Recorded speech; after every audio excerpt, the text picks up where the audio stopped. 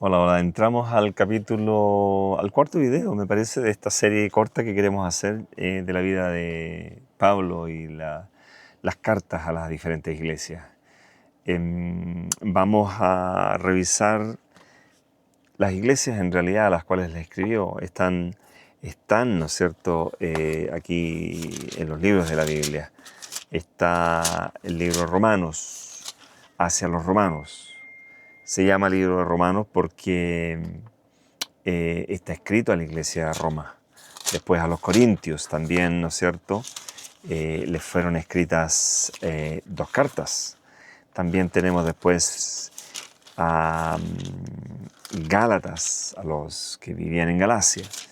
Éfeso, que era una iglesia importante en realidad, de la cual se escribe una profecía, se le escribe a la iglesia de Éfeso en términos casi proféticos también, en el Apocalipsis, en el capítulo 1, 2 me parece que está, a la iglesia de Efesios, la iglesia de Filipenses, Tesalonicenses, Colosenses, le escribe, ¿no es cierto?, también a Timoteo dos cartas, Tito escribe, y así los otros, a Filemón también escribe una carta, y por supuesto le escribe a su pueblo, el libro de los Hebreos. Y ahí, cuando entremos al libro de los Hebreos, vamos a conocer que le habla profundamente a su pueblo. Él ama a su pueblo, pero necesita que su pueblo entienda cosas importantes que estaban ellos enredados en filosofías por 490 años. Habían escrito libros, ¿no es cierto?, que conducían la vida de los judíos en realidad. Habían hecho muchas modificaciones a su conducta diaria para no pecar, porque sinceramente ellos no querían volver a ser rechazados, no querían volver a ser conquistados, a llevar en cautiverio. Entonces ellos se esmeraron mucho y escribieron mucha filosofía. Los hombres que trabajaban en el templo, los más sabios, empezaron a escribir consejos, muchos consejos, y en esos consejos se empezaron a desviar de una verdad pura y simple, que fue la que Jesús tuvo que traer cuando Él vino aquí a la tierra. Él vino a mostrarles los errores que tenían ellos y por supuesto fue rechazado. Después Pablo, al escribir esta carta directa a su pueblo, él explica exactamente quién es Cristo, quién es el Mesías. Explica la relación que él tiene, ¿no es cierto?, con el Padre. ¿Cuál es su relación entre Cristo y el Padre? Está la iglesia de los romanos, vamos a comenzar un poquito con esta, hablando algunas cositas rápidas aquí. También quiero hacer referencia, ¿no es cierto?, en Timoteo, él le escribe a Timoteo y le hace ver de qué punto lo sacó el Señor. Vamos a sacar una pequeña lección esta tarde de eso, pero hablemos un poquito de lo que es a la iglesia de los romanos. La iglesia de los romanos, ¿no es cierto?, Roma era una ciudad la cual, a la altura de estos años que estamos viviendo cuando escribe Pablo, ¿no es cierto?, estamos quizás hablando 15, 20 años, quizás un poquito más, después de la muerte de Jesús.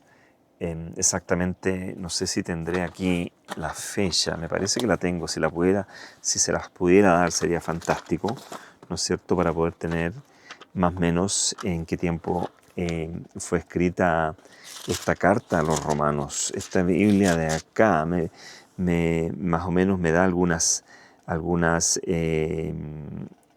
ideas, algunos orígenes. Dice, fue escrita alrededor del año 57, 58 después de Cristo. Nosotros sabemos que el Imperio Romano fue un imperio absolutamente pagano, un imperio que prevaleció la riqueza. Y cuando la riqueza prevalece, ¿no es cierto?, prevalece la ociosidad. Se crearon estos famosos coliseos donde se crearon con la intención, ¿no es cierto?, de satisfacer el tiempo libre que la gente tenía. En vez que la gente, el pueblo, se dedicara, ¿no es cierto?, a hacer maldades, a robar, a asesinar, era mejor tener un coliseo en el cual podían ser entretenidos. Y no se le ocurrió mejor idea, ¿no es cierto?, que hacer funciones de noche. Pero no había luz eléctrica, pero sí habían antorchas. Y estas antorchas fueron reemplazadas por cristianos que fueron atrapados por el gobierno, fueron encarcelados, y con ello se daba una muestra de la crueldad de los romanos. Muchos de ellos fueron usados como antorchas para iluminar las noches de entretenimiento de, ¿no es cierto?, César, de el pueblo, la gente rica, todos ellos. Ya no existía el pudor, ya no existía el dolor por la persona que sufría.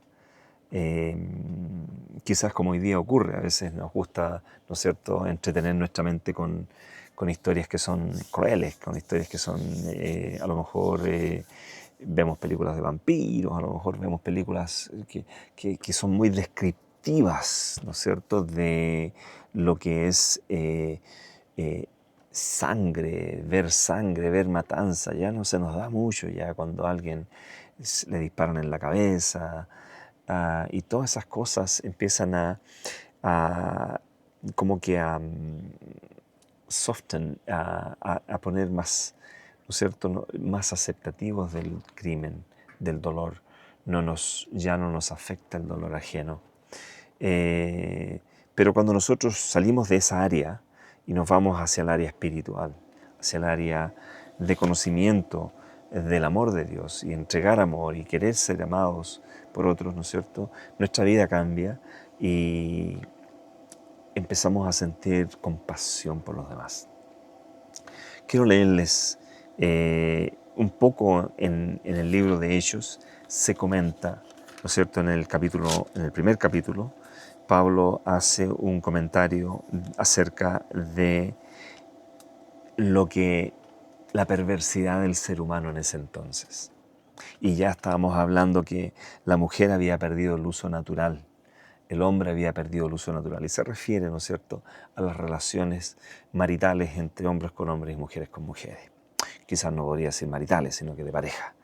Se daba muy eso, y Pablo critica todo esto y se lo lleva a la iglesia, que la iglesia no se permee con estas cosas que entren del mundo hacia la iglesia. Consejos bastante fuertes si nosotros vamos leyendo, ¿no es cierto?, en las experiencias que Pablo nos va contando. Quiero leerles, un versículo en Timoteo donde Pablo hace referencia a sí mismo. Vamos a leer el capítulo 1 de la primera epístola de Pablo hacia Timoteo. En el capítulo 1, el versículo 12. Abran su Biblia conmigo. Primera de Timoteo, capítulo 1, versículo 12, dice lo siguiente: y doy gracias al que me fortificó, y ese es Cristo Jesús, nuestro Señor, dice, de que me tuvo por fiel, poniéndome en el ministerio. Lo puso fiel lo puso en el ministerio cuando Él era fiel. Pero sigamos leyendo. ¿Fiel a qué? Habiendo sido antes blasfemo y perseguidor e injuriador, mas fui recibido a misericordia porque lo hice con ignorancia en incredulidad. Y este es mi llamado a ti.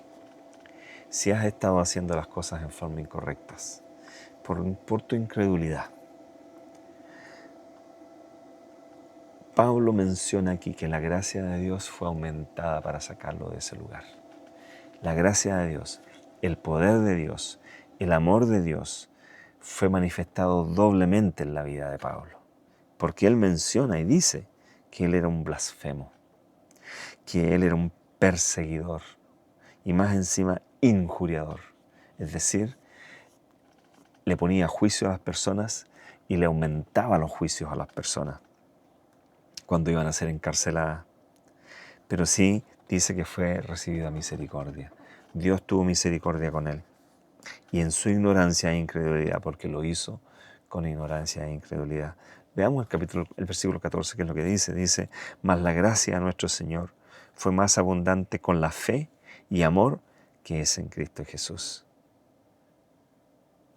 Es decir, en la condición que tú te encuentres. Escúchame bien, en la condición que tú te encuentres. Puedes ser un buen cristiano a la vista de los demás. Puede que no conozcas a Dios. Puede que tengas una vida miserable. Puede que tengas una vida defamadora.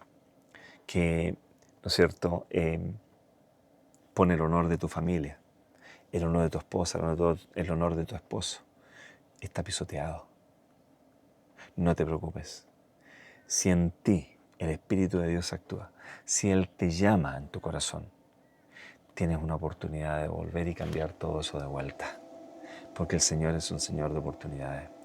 Él nos ha amado, a ti y a mí, con amor eterno. Y esto quiero que lo entiendas bien. Con amor eterno Dios te ha amado. Eso significa que desde el día que entraste a esta tierra hasta el día en que tú te vayas, la gracia de Dios está disponible cuando tú quieras aceptarla. Yo estoy a la puerta y llamo.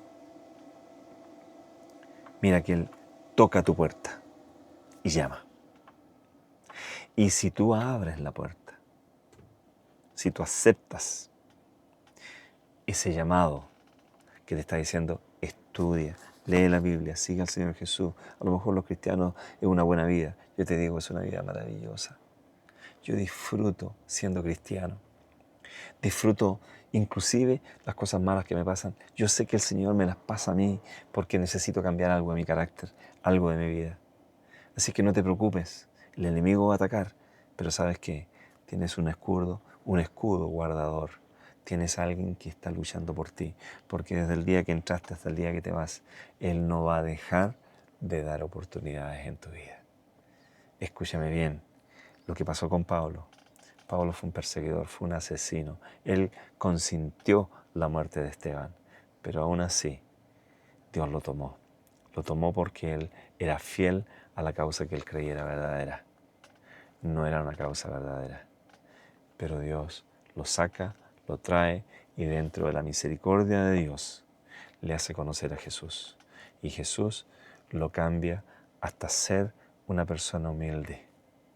Volvió él pudo entender el mensaje de Jesús y él entendió que a través de la humildad, así como el Hijo vino del cielo, dejó todo su poder en el cielo.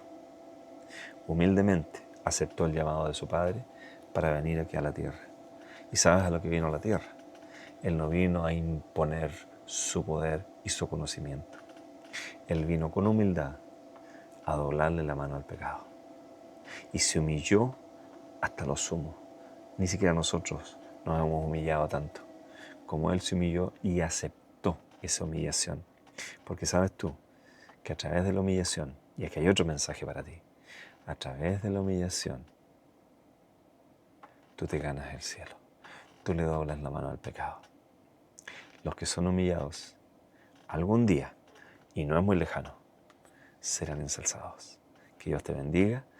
Mi oración para ti, en el nombre de Jesús, recibe una bendición extra y una doble porción de su Espíritu, para que puedas unirte a mi canal, para que puedas entender este mensaje simple. Es un mensaje simple.